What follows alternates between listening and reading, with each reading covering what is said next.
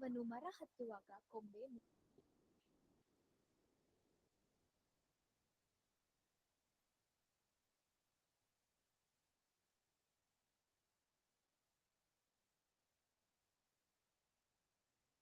ಅವನು ಮರ ಹತ್ತುವಾಗ ಕೊಂಬೆ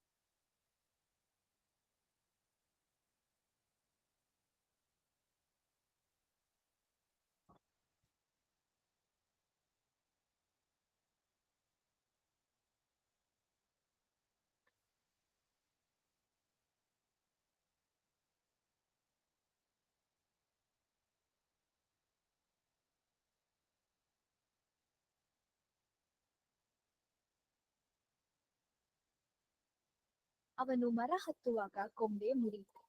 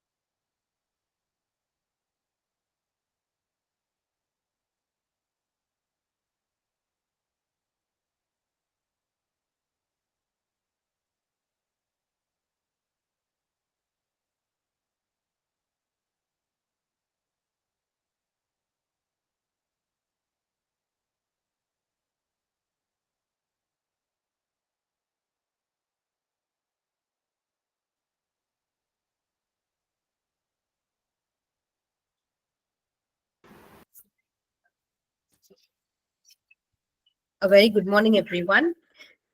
I would like to extend my warm welcome to Dr. Ajit Kumar Sir, Professor of Audiology, Aish Mysore, and all the students and staff of LitMed. Um, Now, I would like to take this opportunity to introduce Ajit Sir. Ajit Sir has completed his bachelor's, master's, and PhD from All India Institute of Speech and Hearing, Mysore, following which he pursued a fellowship program at Northwestern University, Illinois. Currently, he is a full-time professor in the Department of Audiology, All India Institute of Speech and Hearing, Mysore. Over the past 15 years, he involved in innovative research and understanding the multitude of factors contributing to successful hearing and auditory comprehension. The long-term goal of Sir's scientific career is to understand the brain's mechanisms, plasticity involved in auditory comprehension, learning in individuals with normal hearing, and hearing disorders. Few projects that he is currently involved looks at training related brain plasticity in learning and non-native languages in adults, neural mechanisms of speech perception and localization in individuals with hearing disorders, and role of auditory evidence system in hearing. I welcome Sir to today's webinar. Thank you so much for agreeing to talk to our students today, Sir. Sir is going to be talking to us about acoustic reflexes today. Over to you, Sir. Okay. Can you hear me? Yes, sir. Okay, I'll share the screen. Yes, sir.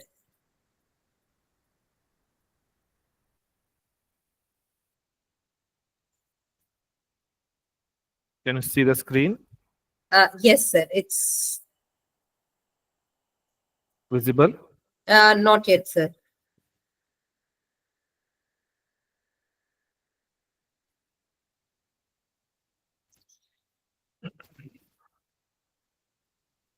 Not visible? Not visible, sir.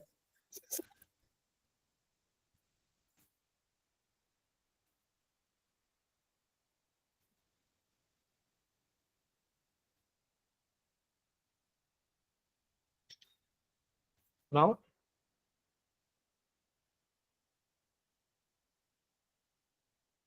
No, sir. I have shared. I can see it shared. Yes, sir. Now we can see the slides, sir. Screen. Okay. Is it in slideshow? No, sir. It's not in the presentation. I can see it in slideshow here.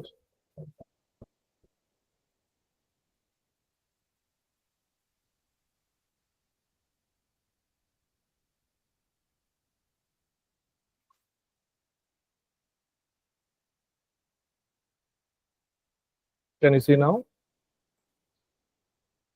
It's loading, sir.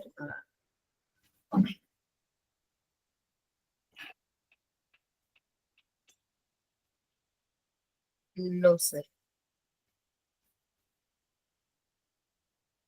No. No, sir.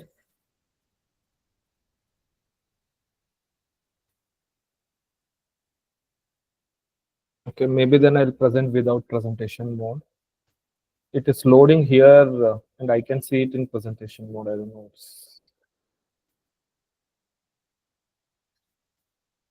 Okay, sir. Or do you want to share the slides, sir? I'll try sharing, sir. I'll just try once Yes. more. Yes, sir. Let's see. Yes.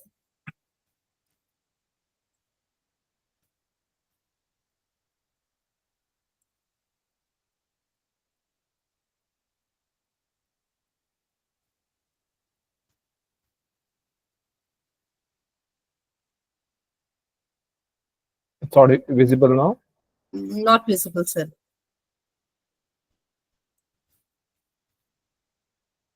I can share it to you, but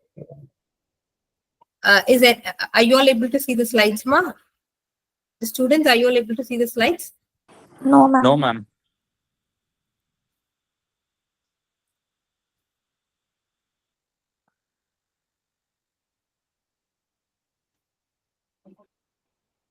then I will start without presentation mode. Okay, sir. That should be working. You can see now, right?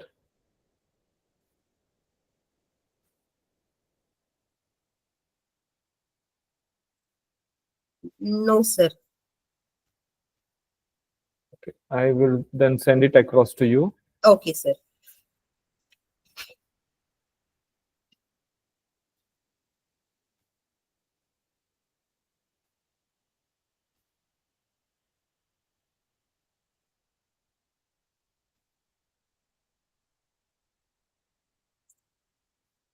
Which email should I send? I'll just share that email ID with you now, sir. Hmm.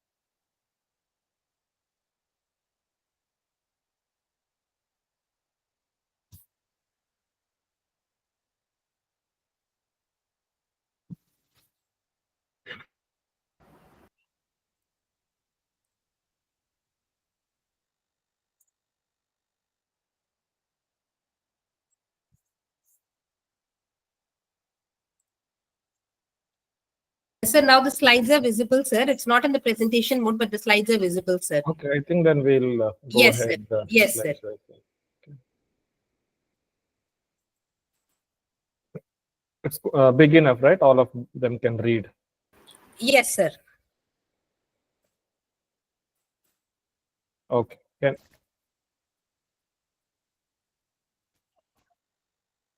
so, good morning, everyone. Thank you, Bala. So, all of them are which class? So they are in the first, second, fourth, and intern, sir. Fourth semester and intern, sir. Okay, so it's spread across all the semesters. Yes, sir. Okay. So we will touch upon very basics of acoustic reflexes. As you know, there are a lot of physiological tests that we can do in audiology. One of them being the acoustic reflexes, which are elicited from the middle ear. Apart from that, there are other physiological tests, such as physiological test means any test that uses some portion of the physiology of the ear. So the we elicit some kind of a reflexes or some kind of responses which are physiologically dependent and they react to the sound. So all those tests are termed as physiological tests. So otoacoustic emissions, the auditory brainstem responses, the middle ear muscle responses, or the acoustic reflexes. All of these are the physiological tests. Whereas unlike the pure tone audiometry, which is a subjective test, where the person has to voluntarily indicate whether they are hearing or not, whereas these tests does not require the voluntary participation of the person whom we are testing. So there are two pathways in the ear which are called afferent pathway and the efferent pathway. As all of you know, the afferent pathway carries information from ear to the brain. A means going up. So afferent pathway carries information from ear to the brain. So afferent pathway includes your pinna, the ear canal, tympanic membrane, middle ear, cochlea, auditory nerve, central auditory pathway, cortex. All of this comes under the afferent pathway. The efferent pathway is when the information from the brain comes back to the cochlea. For example, in the human body, we can call when we move our hand, the neural impulses comes via efferent pathway because brain will tell the hand to contract or extend, that is move. So the information from the brain comes to the peripheral organ, which is the hand. That is done by the efferent pathway. So similarly, ear also has efferent pathways, but functioning of these efferent pathways in the ear is very limited. So there are two efferent pathways in the ear. One is the middle ear muscle reflex, what we see today, that is the acoustic reflex. Other one is called olivocochlear reflex. Now both of these two efferent reflexes originate from these are called reflexes because they originate from the brainstem and they are not under the voluntary control of the person. That is, if the person cannot elicit the middle ear muscle reflex, which is a part of which is the auditory acoustic reflex, and the olivocochlear reflex, which is again elicited from the brainstem and it terminates in the cochlea. Both these reflexes terminate in the different parts of the ear. The olivocochlear reflex terminates in the cochlea, and middle ear muscle reflex or the acoustic reflexes terminate in the middle ear. But both of them originate from the brainstem, and they're not under the voluntary control of the person. So this shows the classical pathway of the middle ear muscle reflex. We'll go into a little detail later. This shows the classical pathway of the olivocochlear reflex. This we will not study now. Probably you will study in your later classes. So this is one of the brainstem reflex, the one of the brainstem efferent reflexes. So these two efferent reflexes has similar functions. That is, they attenuate the input to the cochlea. So both middle ear muscle reflex and the olivocochlear reflex reduces the input to the cochlea, but they reduces the input differentially at different frequencies. So if we see across frequency how the input is attenuated, that is, if I give a sound, if we elicit a middle ear muscle reflex or if we elicit an olivocochlear reflex, the sound reaching the cochlea gets reduced. So these two reflexes functionally similar, that is, both of them reduces the input to the cochlea, but at what frequencies they reduces are slightly different. The olivocochlear reflexes reduces primarily at high frequencies, somewhere in the region of 4 to 10 kilohertz, whereas the acoustic reflexes reduces the input to the cochlea primarily at the low frequencies, less than 2000 hertz, between 500 or 250 to 2000 hertz. So though these two reflexes functionally similar, that is middle ear muscle reflex and olivocochlear reflex, when elicited, both of these reflexes reduces the input to the cochlea, and both of these reflexes are elicited by the sound. So presentation of the sound to one ear or both ear elicits your middle ear muscle reflex or the olivocochlear reflex, and because of which the input to the cochlea is reduced. However, the input to the cochlea is reduced at different frequencies. The olivocochlear reflex reduces the input to the cochlea at the higher frequencies, whereas the acoustic reflex reduces the input to the cochlea at the lower frequencies. This graph shows the frequencies at which these reflexes have the maximum effect. So middle ear muscle reflexes have maximum effect in the low frequencies. Olivocochlear reflexes have the maximum effect at the higher frequencies. So functionally, these two reflexes does the similar thing, but at different frequencies. Nature has evolved with such a mechanism that there are two efferent pathways into the ear. Both are functionally similar. That is, they reduce the attenuation to the sound reaching the cochlea. Both gets elicited by the sound. However, they act at different frequency region. So one of that is the middle ear muscle reflex. We will see in some detail today. So hope you can see this video. This video shows how the middle ear muscle reflex acts on the acts in attenuating the cochlea.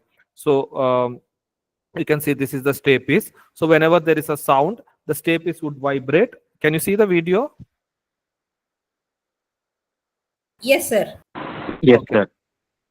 Okay, we'll play back again. So this is the video of how the stapes is vibrating. So whenever there is a sound, stapes is vibrating, it is hitting, this is the oval window. So when it is pushing the oval window, the fluid in the oval window get disturbed, and that is how we hear. So whenever there is a loud sound, okay, you could see now, whenever there is a loud sound, the stapedius muscle, you could see now, right? The stapedius muscle, which is attached here, pulls the stapes downward and backward, pulls the stapes downward and outward, that is backward. So because of which, this is how stapes is vibrating. Now it is pulling downward and outward. So you can see that because of that, the movement of the foot plate of the stapes gets reduced. This is the incus, this is the stapes. So if you observe, the movement of the incus remains same when there is reflex or when there is no reflex. When there is a reflex, this would pull back. So downward and outward stapes moves, whereas incus would keep moving like that. But movement of the foot plate of the stapes reduces because of the pulling of the stapedius muscle. I'll play that again. So tympanic membrane is vibrating. So incus is vibrating. That is vibrating the stapes, which is vibrating the foot plate of the stapes, oval window, and excitation is happening. Now, if there is a reflex because of any reason, because of loud sound, it pulls the stapes outward and downward. So incus movement continues, but movement of the stapes foot plate reduces because this stiffens the stapes and it pulls the stapes outside. So the stapes will not go into the cochlea, and that is how input to the cochlea reduces. So the acoustic reflex or the stapedial reflex, this has got many names. Some people call it as an acoustic reflex, some people call it as an stapedial acoustic reflex, some people call it as a middle ear muscle reflex. All refers to the same. There's one more muscle in the middle ear called tensor tympani, which also elicits reflex, but that is difficult to measure. So when we say acoustic reflex, generally we mean stapedius acoustic reflex. So because of this stapedius acoustic reflex, foot plate of the stapes would be drawn outward and downward, because of which the vibrations will not enter into the cochlea, and that is how it attenuates the sound that is reaching the cochlea. So you can see that it attenuates the sound that is reaching the cochlea at lower frequencies, whereas at higher frequencies the sound would still continue to go to the cochlea, because at higher frequencies stapes will vibrate at very fast rate, because at high frequencies the wavelength is smaller, the stapes will vibrate at very fast rate, and energy would still go into the middle ear. So now we will see some of the neural mechanism that is responsible for elicitation of the reflexes. There are four pathways, or the four neural pathways that is responsible for the elicitation of the acoustic reflex. There are two ipsilateral pathway and two contralateral pathway. So let's see each one of them in little detail. So if we give a loud sound to the one ear, it goes to the middle ear. From the middle ear, it goes to the cochlea. From the cochlea via eighth nerve, it goes to a nucleus called ventral cochlear nucleus. Now, ventral cochlear nucleus is a part of cochlear nucleus, and it is situated in the brainstem, lower brainstem. Okay, now the ventral cochlear nucleus gives input into the another brainstem nuclei called superior olivary complex. Now, from superior olivary complex, input would further go into the auditory cortex up like this. But because this is an efferent pathway, now this will come down to another structure called facial motor neuron, which has a which is connected to the facial nerve. And from this facial motor neuron, the input comes back to the stapedius muscle. So from the middle ear, sound which went to the cochlear nucleus and the superior olivary complex, that comes back to the middle ear again to the stapedius muscle via facial motor neuron and the facial nerve. So whenever there is a loud sound which went into the cochlea first, it will come back and it will pull the stapedius muscle, and that reduces the input to the cochlea. So this is one pathway. Other pathway is same as the first one, but instead of SOC going to the SOC, some of the neurons from the ventral cochlear nucleus, if you see these two, the only difference is SOC is not there. Okay, so some of the neurons directly go into the facial motor neuron and then to the facial nerve, and then they come back to the stapedius muscle and pull the stapedius muscle. So this is the ipsilateral pathway. The contralateral pathway means the sound presented to one ear also goes to the other ear. That is, sound presented to this ear also goes and pulls the stapedius muscle in the other ear. Now, how does that happen? Because most of the auditory nerve, most of the neurons after brainstem are crossed to the other side. So if this is one side of the ear, one side of the person, and this is the other side, that is, this is right side of the person and this is left side of the person. So if you give sound to one cochlea, it goes to the middle ear and they go to the cochlea, goes to the ventral cochlear nucleus, that is on the same side. Then from the ventral cochlear nucleus, the neurons will travel to the other side. From the right side, neurons will go to the left side. The neurons will go to both sides, right side as well as left side. So we saw that in this, it is on the same side, it goes to the facial motor neuron. But on the some of the neurons also goes to the other side and goes and connects to the other side superior olivary complex. From other side superior olivary complex, it goes to the facial motor neuron, then comes back to the stapedius muscle of the other side and contracts the or pulls the stapedius muscle of this side. So sound presented to this ear can go like this, go to the other side and pull the stapedius muscle of the other side. So this is called a contralateral pathway. The difference between this and this is, now you can see that here from the VCN, it is going towards the same side FMN, whereas here from the VCN, it is going to the opposite side SOC, or another pathway which goes directly to the FMN of the other side. So these are the four pathways that elicits the acoustic reflex. Okay, so first one is called ipsilateral 1, where it goes via SOC and comes back to the same side stapedius muscle. Second one bypasses SOC, comes back to the same side stapedius muscle. So because of this, what happens if I present a sound to the right side stapedius muscle will contract, and because of that the sound going to the right cochlea gets reduced.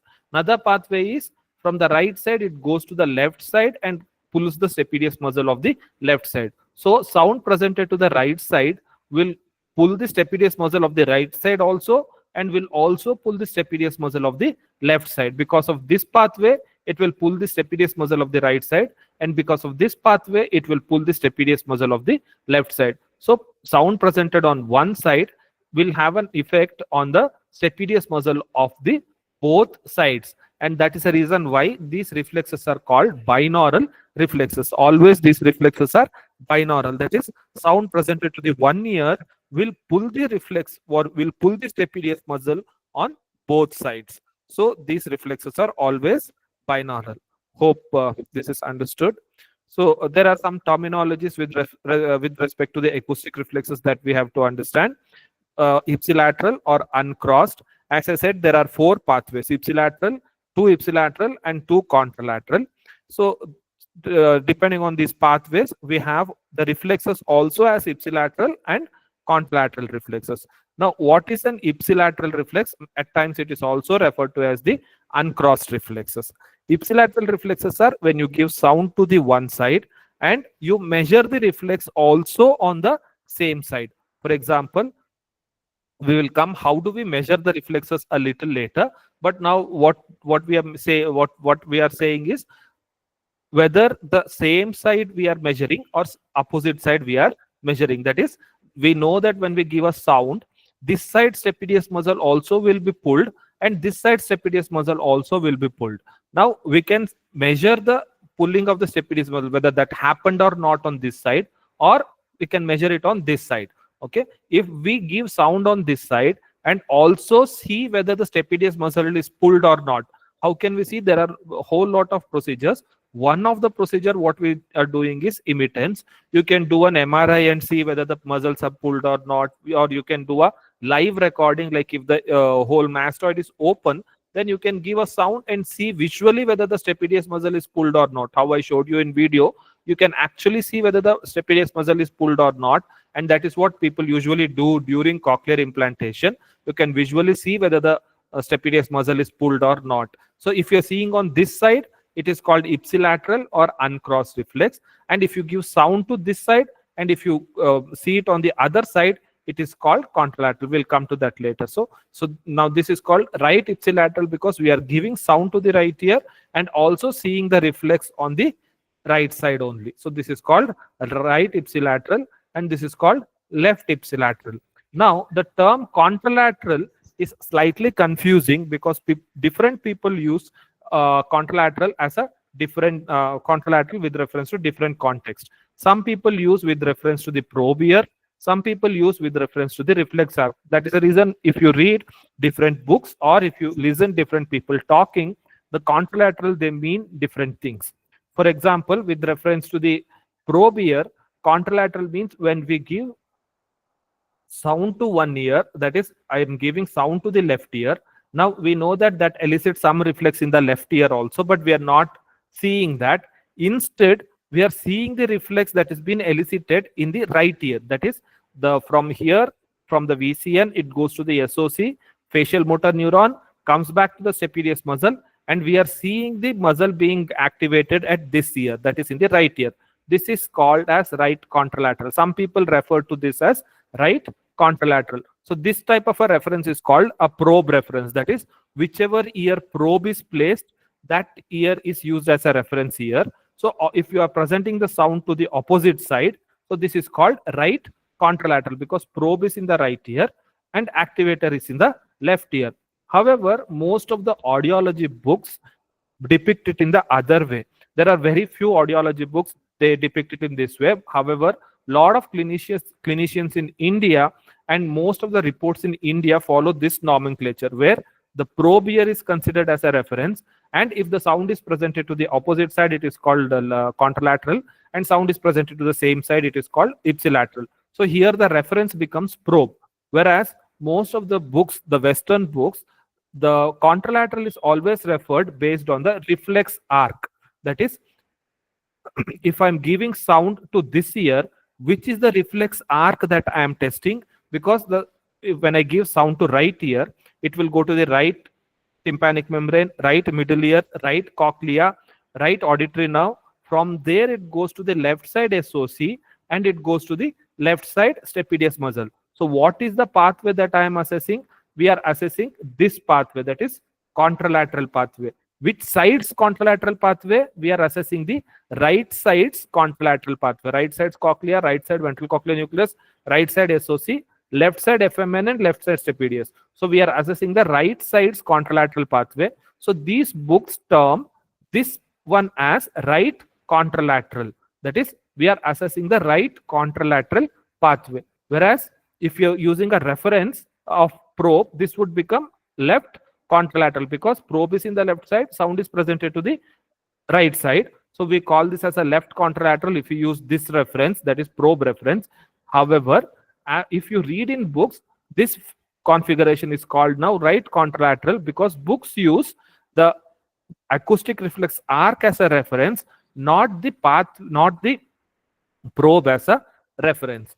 That is the reason a lot of students gets confused, because what is used in clinics is slightly different from what is used in the what is written in the some of the books. And even among the books, some of the books would use probe as a reference and some of the books use reflex arc as a reference. Using reflex arc as a reference is better, because you are testing which it is in fact saying which reflex arc you are testing, whether contralateral or ipsilateral. So this would be, if you are testing here itself and giving a sound also here, it will become left ipsilateral.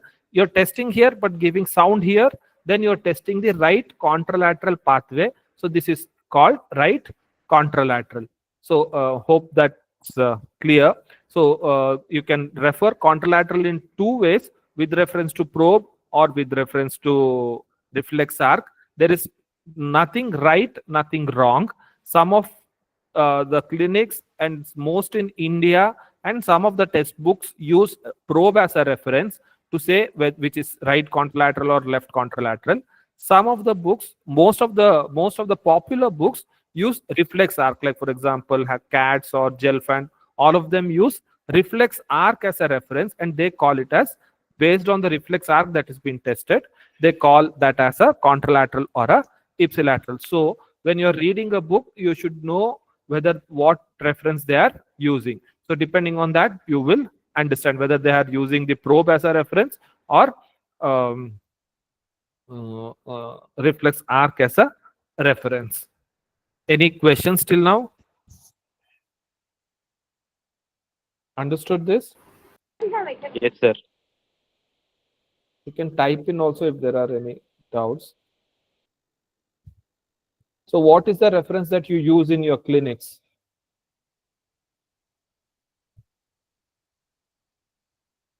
Do you use Students, can you probe answer? or do you use a reflex arc when you write ipsi and contra in the clinics? We Ipsi, use sir. the reflex arc, sir. We use the reflex arc, sir. Okay, so as in the some of these books, CATS or Gelfand. Okay. So if you're using reflex arc, this will become right contralateral. This will become left contralateral, because you're testing the contralateral arc, not with reference to the probe. But both are correct. There's nothing right, nothing wrong. So now, how do we measure reflex?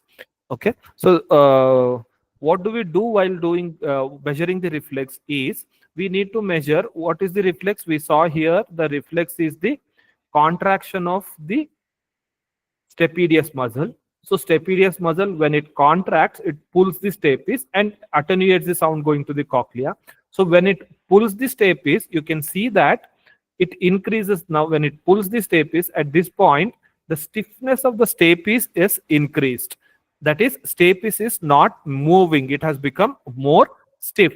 So when the stapes is not moving, the movement of the tympanic membrane also reduces, because movement of the stapes is connected to the tympanic membrane via incus and malleus. So we can measure the movement of the tympanic membrane, and in turn we can see whether the stapes has stiff or compliant. Okay, we cannot directly see stapes because tympanic membrane is opaque.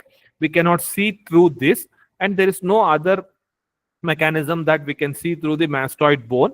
So the only way that we can see whether the stapes has contracted or not, the stapedius muscle has contracted or not, is by measuring whether the tympanic membrane has become more stiff or less stiff compared to a condition where the stapedius muscle has not contracted. So now we need two conditions here. One, when the stapedius muscle is not contracted. One, when the stapedius muscle is contracted. Then what we do, we compare the stiffness of the tympanic membrane in these two conditions. If the stiffness of the tympanic membrane is more in the condition where the stapedius muscle has contracted, we call that as a reflex being present. So what do? We measure the stiffness of the tympanic membrane before we give a loud sound. Then we give a loud sound. So when the loud sound is given, if stapedius reflex is there, then the tympanic membrane should become more stiff. If the tympanic membrane becomes more stiff, then we infer saying that the stapedius muscle has contracted, and hence we have an acoustic reflex. So how do we measure the stiffness of the stapes? Stiffness of the tympanic membrane.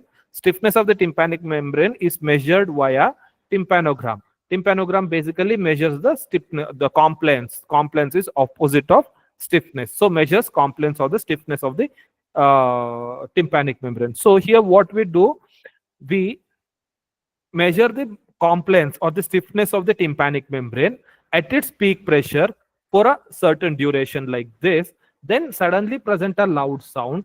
So when we present a loud sound, we see whether the compliance is changed or not. Okay, so basically the acoustic reflex and tympanogram are one and the same. Only thing that you are seeing two different type of graphs, but what we are measuring is exactly the same. Even in the tympanogram, we are measuring the stiffness of the tympanic membrane at different pressures, low pressure to the high pressure. Whereas here at one pressure, that is at the tympanometric peak pressure, we are measuring the stiffness of the tympanic membrane before we give a loud sound, and suddenly we give a loud sound and see what happens to the stiffness of the tympanic membrane. If the stiffness increases, the compliance decreases. This is compliance. So when the stiffness increases, compliance decreases. So you see a deflection in the compliance like this. And once the stimulus is switched off, you can see that the compliance again increases. Okay, so you see here. So before giving the sound, we start measuring what is the compliance. Suddenly give a loud sound, measure the compliance. Stop the loud sound and again measure the compliance.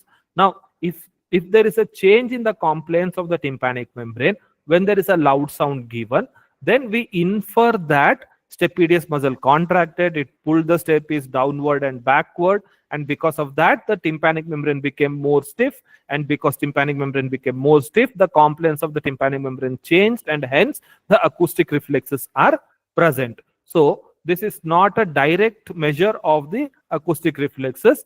It is a proxy. We call it as a proxy measure, or we call it as an indirect measure, because we are not seeing the movement of the stapedius muscle. We are inferring the movement of the stapedius muscle by measuring the stiffness of the tympanic membrane. And why are we measuring the stiffness of the tympanic membrane? Because when the stapedial muscle contracts and the stapes is moved outward and backward, it increases the stiffness of the stapes, which in turn increases the stiffness of the tympanic membrane, because stapes is connected to the tympanic membrane. So before giving a loud sound, we measure the stiffness, then give a loud sound. Before giving a loud sound, we measure stiffness, then give a loud sound, measure stiffness, then switch off the loud sound and measure reflex again. So if there is a change when there is no sound versus when there is sound, then we call that as an acoustic reflex present. So both in tympanogram and acoustic reflex, we are doing the exact same mechanism. The difference is in the tympanogram, we are not giving loud sound. In the acoustic reflex, we are giving loud sound. In tympanogram, we are measuring the stiffness of the tympanic membrane at different pressures. In the acoustic reflex, we are measuring the stiffness of the tympanic membrane at one pressure, which is usually the peak pressure of the tympanic membrane. Okay, so now once we measure this, this has a certain clinical applications. I will discuss only one clinical application, which is detection of the conductive hearing loss. That is the most valuable clinical application of acoustic reflexes. Now this clinical application is based on the principle called probe ear. That is, the ear in which conductive hearing loss is there, even though there is an acoustic reflex, we won't be able to measure acoustic reflex because of the conductive hearing loss. So this is how the acoustic reflex gets elicited. Now I said we are measuring a proxy. That is, though the stapes contracts, we are seeing the movement, we are seeing the stiffness of the tympanic membrane. So any conductive hearing loss over here, that is in the stapes or in the middle ear or in the tympanic membrane, what it does is, though stapes has contracted inside, it will not change the stiffness of the tympanic membrane because the pathology is conductive and already it has changed the stiffness of the tympanic membrane. So further stiffness of the tympanic membrane will not be changed because of the conductive component. So if we are measuring this, whether there is a change in the stiffness of the tympanic membrane or not with the sound, we will not see anything. So this principle is called probe principle. That is, the ear in which we have kept the probe, that will all, and if there is a conductive pathology in that ear, we will not be able to measure the acoustic reflex. It is not that acoustic reflexes are absent. The stapedius muscle still may be contracting, like this, but that contraction will not change the stiffness of the tympanic membrane, and hence we will not be able to measure the acoustic reflex using emittance. We may be able to measure the acoustic reflex using some other procedure. That is, if you see it live, or if you measure, if you keep an electrode on the stapedius muscle and measure electromyographic responses, you will still see a reflex. But using acoustic reflex, it is not possible to measure, and we use that principle to detect conductive hearing loss in this conductive hearing loss using acoustic reflex. And this is more sensitive than tympanogram or even our audiogram. So we will see what happens when there is a conductive hearing loss. So let's assume that there is a conductive hearing loss of 30 dB in the left ear. So now what will happen to the left ipsilateral reflex? Now instead of calling ipsilateral and contralateral, you see what I have written is probe right ear, probe left ear, contra and ipsi. Okay, so now this basically clears all the doubts, because here we are clearly writing which ear the probe is there, which ear the stimulus is given. Now probe right ear, contra means probe is in the right ear and reflex is given to the sound is given to the left ear. Probe right, ipsi means probe is also in the right ear, sound is also given to the right ear. So instead of calling it as ipsilateral reflex or contralateral reflex, I have just using an other term, which is probe right and probe left. So this doesn't matter whether you are using the reflex arc as a reference or probe as a reference. Always this thing will be correct, because this will tell which ear is the probe is there and which ear the sound is given. So probe right, contra means sound is to the left ear, probe right, ipsi means sound is to the right ear. So if there is a left side conductive hearing loss of 30 dB, so if I give a sound to the left side, probe is in the left ear, and if I give it sound also to the ipsilateral on the same side, we will not get reflex, because though there is reflex, the tympanic membrane will not increase or decrease the stiffness because of the conductive pathology. So we won't be able to measure any reflex. So this probe left, IPSI would be absent. Now, if I give sound to the contralateral side, okay. Now, contralateral side, the sound will go to the cochlea, which is normal. It goes to the auditory nerve, which is normal. It goes to the FMN here, facial motor nerve, and comes back to the stapedius muscle and contracts.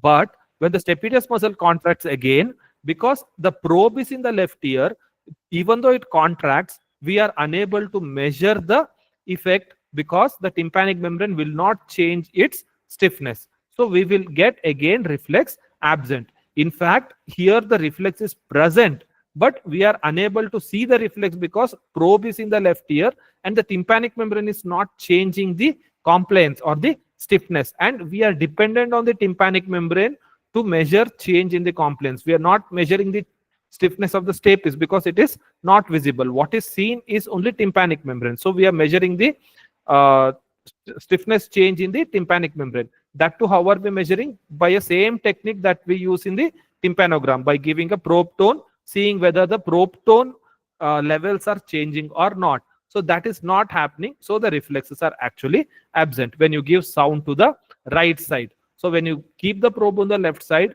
give the sound to the right side, the reflex is absent. Now, when we give the sound to the when we give the sound to the left ear but measure it in the right ear, what will happen? 30 dB loss is there, 30 dB hearing loss is there. So if I give 120 dB, only 80 dB will reach this cochlea. So 80 dB will go to the VCN and comes back to this facial motor neuron and stapedius muscle and contracts. Now when it contracts, we can measure this, okay. But you see, when we give 120 dB, only 80 dB will reach, and when we give 80 dB, only 50 dB will reach this ear, and that is not enough to elicit a reflex. So we need high intensity like 120 dB, okay, to elicit the reflex when there is a conductive pathology in this ear. That is, when we keep the probe in the right ear and present sound to the left ear, because of the conductive hearing loss, some sound get attenuated. So the reflexes on the right side will be present, but at a elevated level. So which is indicated like this. And in the last condition, that is when we give sound to the right ear and also measure on the right ear, that is probe is in the right ear, okay, and ipsilateral condition, we get reflexes present. So this condition or this pattern is called inverted L pattern. This condition is called inverted L pattern, that we get it in the conductive hearing loss. If the conductive hearing loss increases slightly, that is, when it becomes 60 dB instead of 30 dB, when the conductive hearing loss becomes 60 dB, now you can see that even if I give 120 here, only 60 dB will this cochlea, and this 60 dB does not activate the facial motor neuron and the stapedius muscle of this ear. So we will get an absent reflex. Now, when the sound is presented to the left side, when we measure on the right side, we get an absent reflex if the conductive hearing loss is of a higher degree, and we got a proper inverted L pattern. Whereas when you give a sound to the right ear and measure on the right side, you get a normal reflex. That is, probe is on the right side and measure an ipsilateral. So you get a normal response. So this is a pattern that we get in conductive hearing loss. So basically, any pattern other than this does not indicate the conductive hearing loss. So all these patterns, that is, if you are getting any one of the any IPSI reflexes, that is left ear or right ear, or any contra reflexes, or even if the contra reflexes are elevated, all of these indicates that there is no conductive pathology. Any reflex if you get in the ear, that indicates that there is no conductive pathology. So you got one reflex on the right side, it says that there is no conductive pathology on the right. You got one reflex on the left side, it again says that there is no conductive pathology on the left. So whether it is IPSI or contra doesn't matter. Any reflex you are getting in the ear where you have placed the probe, this is what is important. In the ear that you have placed probe, if you get a reflex, that indicates that that ear does not have a conductive pathology. So this is more sensitive than the tympanogram, and even the 5 dB airborne gap reduces the presence of reflexes. And if the airborne gap is 10 dB, reflexes are almost always absent. So if the in case of minimal hearing loss, or in case of profound hearing loss, or in case where the audiometry is not quite reliable, the presence or absence of reflex always you can use to determine what is the degree of hearing, what is the type of hearing loss. If the reflexes are present, the type is always sensory neural hearing loss or normal hearing. If the reflexes are absent, then it is difficult. It could be conductive or it could be sensory neural, depending on the degree. But presence of reflexes rules out the possibility of conductive hearing loss. So you cannot have a condition where reflex is present, yet you diagnose that as a mixed hearing loss or a conductive hearing loss. Okay. There are some exceptions where you might get a reflex in conductive hearing loss, but there are very rare, like glomus tumor and all that. That is very rare. Okay. So but we should be also aware of some artifacts, and these artifacts are more in the ipsilateral recording than in the contralateral recording. These are called additive or subtractive artifacts.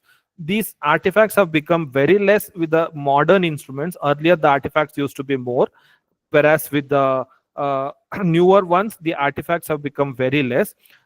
And these artifacts are typically more in a AD type tympanogram, where tympanic membrane is very thin and it is very compliant. So it becomes very difficult to measure the stiffness, or the compliance keeps changing very frequently. So how much it changed because of the presence of sound is difficult to measure. So in AD type tympanogram, you should be careful of artifact. And one way to measure artifact is looking at the pattern of the reflex. That is, I showed you here.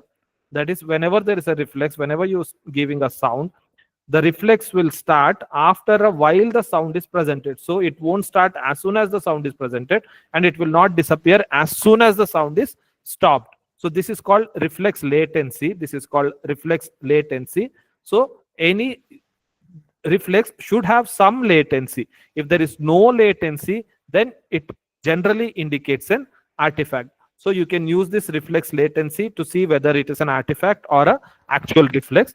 An actual reflex will have a latency, and the artifacts will not have a reflex latency. Another important thing that we should take care when we are doing the reflexes are always it should be done at the tympanometric peak pressure. So the instrument should always know what is the tympanometric peak pressure. All instruments what all instrument does is, whatever tympanogram done just previously, its peak pressure is used. So if you want to do a reflexes, always you should do a tympanogram just prior to the reflex. Okay.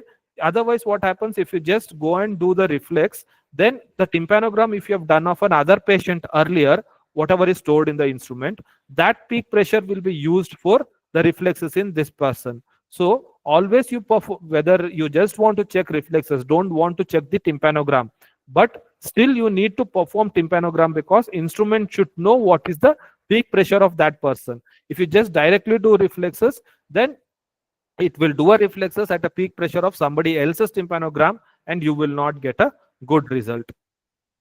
Okay, so this is about the acoustic reflexes. There are other diagnostic utility also, like diagnosing the brainstem lesion, auditory nerve lesion, cochlear lesion.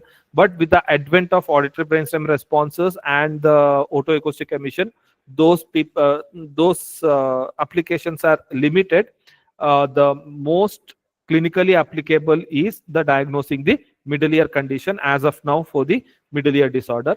And if you know the reflex arc, we will know that what is affected, what is not affected. So for example, if this ear seventh nerve is affected, so you know that whenever the reflex is seen in this ear, it will be absent. So you will have when the probe is in the left ear, in both condition, whether it is ipsi or contra, that is probe left, ipsi and contra, you will have an absent. So you will get a vertical pattern if there is a facial nerve paralysis. If there is a eighth nerve damage, when the sound needs to go like this, so when you are presenting the sound to this ear, that is left ear, that is probe is in the right and you are presenting it to the ipsi, and probe is in the left, you are presenting it to the contra. In both conditions, you are presenting the sound to the right ear. So in that you will have an absent reflex, so you get a diagonal pattern. But these things are hardly used nowadays because the ABR and OEs have lot more sensitivity than the acoustic reflexes. So this is in very brief about some patterns of acoustic reflex theory and some clinical examples. If you have any doubt, you can ask me. Thank you so much, sir. It was so nice listening to you. You nicely combined the physiology along with the testing. It was very beautiful, and the video was also very beautiful to actually watch the reflex in action. And nicely also looking at how the tympanogram and the acoustic reflexes are related. That is something that we don't generally see in a textbook. A lot of information apart from what we did in the textbook. Thank you so much, sir. It was very insightful, and our students would have immensely benefited from the presentation. Thank you so much, sir. Okay, thank you. Any questions?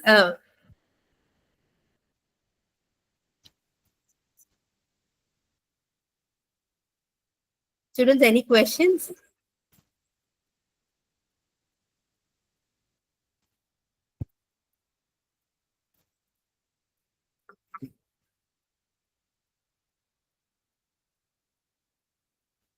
Hope they have understood. If there are no questions, I think we can close it, right? Sir.